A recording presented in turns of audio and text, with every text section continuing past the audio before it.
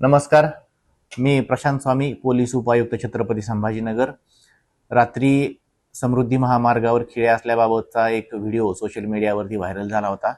तर त्याच्या अनुषंगानं वस्तुस्थिती अशा प्रकारे आहे की समृद्धी महामार्गावरती 54 किलोमीटरचा जो पॅच आहे त्याच्या मेंटेनन्सचं काम मेगा इंजिनिअरिंग इन्फ्रास्ट्रक्चर लिमिटेड या कंपनीला दिलेलं आहे. ती कंपनी त्या समृद्धी महामार्गाच्या रोड मेंटेनन्सचं काम करते.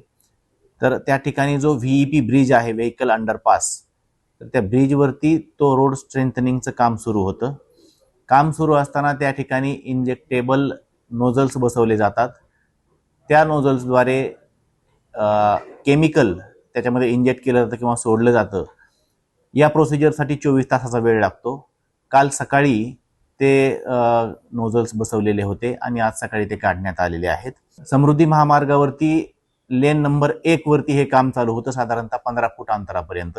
लेन नंबर 2 आणि 3 या दोन्ही लेन सुरू होत्या आणि ज्या लेनवरती काम चालू होतं त्या ठिकाणी बॅरिकेटिंग करण्यात आलेलं होतं.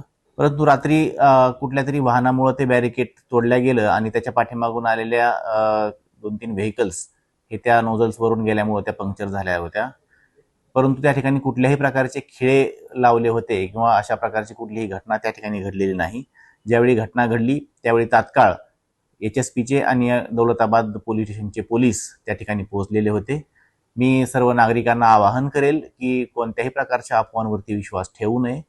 यापुढेही मेगा इंजिनिअरिंग इन्फ्रास्ट्रक्चर लिमिटेड ही जी कंपनी आहे, जी रोड मेंटेनन्सचं काम करते समृद्धी महामार्गाचं, ते मेंटेनन्सचं काम चालू असताना पूर्णरित्या बॅरिकेड्स, रिफ्लेक्टर्स हे त्या ठिकाणी लावून त्याचं काम केलं जाईल. याबाबत पोलीस प्रशासन दक्षता घेईल.